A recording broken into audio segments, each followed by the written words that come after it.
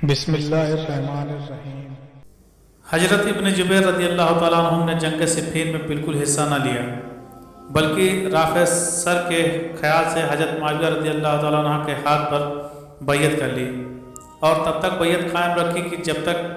حضرت معاویہ نے مروسی سیاست کا آغاز نہ کر دیا، یعنی جب انہوں نے یزید کو اپنا ولی عہد بنانے کا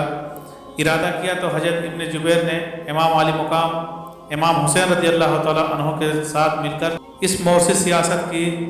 زور و شور سے مخالفت کی۔ چنانچہ امیر معاویہ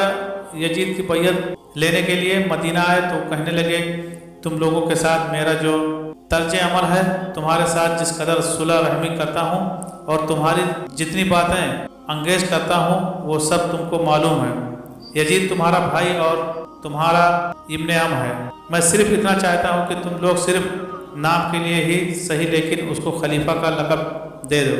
باقی اعمال کا اجل و نسب، خراج کی تحصیل وصول اور اس کا صرف سب تم ہی لوگوں کے ہاتھوں میں رہے گا اور وہ اس میں کوئی مزاحمت نہ کرے گا۔ حضرت ابن جبیر نے کہا، اگر آپ رسول اللہ صلی اللہ علیہ وسلم حضرت ابو بکر اور حضرت عمر رضی اللہ تعالیٰ عنہم میں سے کسی ایک کا طریقہ انتخاب بھی اختیار کرے تو اس کے قبول کرنے میں ہم کو کوئی اجر نہ ہوگا۔ حضرت معاویہ نے کہا کہ ان لوگوں کا طریقہ کیا ہے؟ ابن جبیر نے جواب دیا، رسول اللہ صلی اللہ علیہ وسلم نے اپنی وفات کے بعد کسی کو اپنا خلیفہ نہیں بنایا، جبکہ آپ کی وفات کے بعد مسلمانوں نے مل کر حضرت ابو بکر صدیق رضی اللہ تعالیٰ عنہ کو منتخب کر لیا۔ حضرت معاویہ نے کہا، یہ سچ ہے، لیکن آج ہم میں ابو بکر جیسی شخصیت کس کی ہے جس پر سب کا اتفاق ہو جائے؟ ایسی صورت میں تو اختلاف کے اور زیادہ بڑھنے کا خطرہ ہے۔ حضرت ابن جبیر نے کہا، تو حضرت ابو بکر کا طریقہ اختیار کیجیے کہ انہوں نے ایک ایسے شخص کو خلیفہ بنایا جس کا نسبی تعلق قریش سے بہت دور پر ملتا تھا اور وہ ان یعنی پہلے خلیفہ کا عزیز بھی نہ تھا، یا پھر عمر کا طریقہ اختیار کیجیے اور 6 لوگوں پر مشتمل مجلس شورا بنا دیجیے۔ حضرت معاویہ نے کہا کہ اس کے علاوہ کوئی اور صورت ہے؟ ابن جبیر رضی اللہ تعالیٰ عنہ نے کہا، نہیں۔ مختصر یہ کہ حضرت معاویہ نے آپ تجویز کو سنجیدہ نہ لیا اور مزید یہ کہ آپ کی کڑی نگرانی بھی کرتے رہے۔ بلا آخر جب آپ کا وقت آخر قریب آیا تو آپ نے یزید کو وصیت کہ جو شخص لومڑی کی چالاکی سے شیر کی طرح حملہ آور ہوگا وہ عبداللہ ابن جبیر ہے، اگر وہ مصالحت کر لیں تو فبہا، ورنہ قابو پانے کے بعد ان کو ہرگز نہ چھوڑنا۔ چنانچہ آپ کی وفات کے بعد جب یزید تخت نشین ہوا تو اسے سب سے انہی اس خاص سے خطرہ لاحق ہوا جن کے بارے میں حضرت معاویہ نے اسے وصیت کی تھی، لہٰذا اس نے مدینہ کے گورنر ولید بن عتبہ کو حکم بھیجوایا کہ امام حسین رضی اللہ تعالیٰ عنہ اور حضرت ابن جبیر کو پکڑو اور ان سے بیعت لو۔ حضرت ابن جبیر کو جب اس کی خبر ہوئی تو آپ نے ولید بن عتبہ سے 1 دن کی مہلت مانگی اور راتوں رات مدینہ چھوڑ کر مکہ مکرمہ جا آباد ہوئے اور یہیں مستقل قیام کر لیا۔ دوسری طرف امام حسین رضی اللہ تعالیٰ عنہ نے جب کوفہ کا قصد کیا اور مدینہ سے مکہ تشریف لائے تو حضرت ابن جبیر کو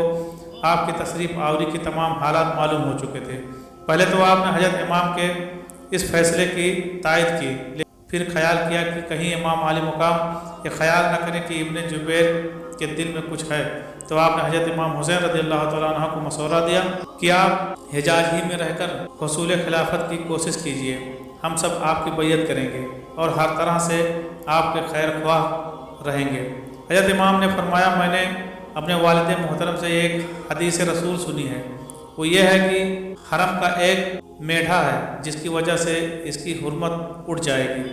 اس لیے میں چاہتا ہوں کہ وہ میڈھا نہ بنوں۔ اس پر ابن جبیر نے کہا، آپ حرم میں قیام کیے ہوئے بیٹھے رہیں، باقی تمام کام میں انجام دوں گا۔ لیکن امام علی مقام نے فرمایا، اگر میں حرم سے ایک بالست بھی باہر قتل کیا جاؤں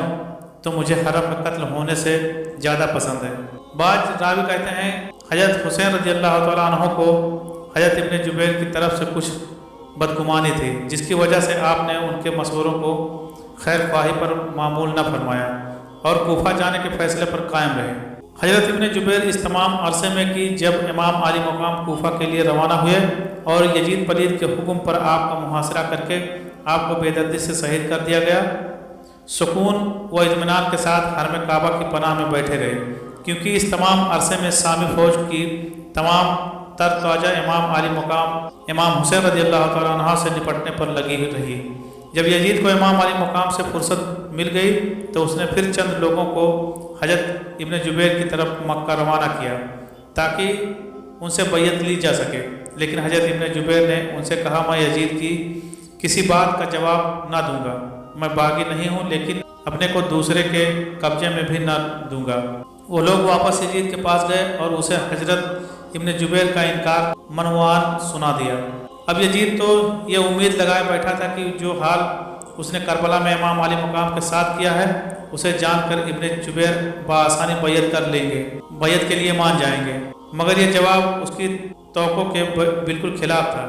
اس لیے وہ اس جواب پر بہت زیادہ بھڑک اٹھا، کیونکہ حضرت ابن جبیر کو حضرت معاویہ کی وصیت کے مطابق قابو کرنا انتہائی ناگزیر تھا اور اپنے والد کی نصیحت اسے اچھی طرح یاد تھی۔ بس اس نے ایک اور وفد مکہ روانہ کیا اور کہا ابن جبیر کو جس طرح بھی ممکن ہو بیعت کے لیے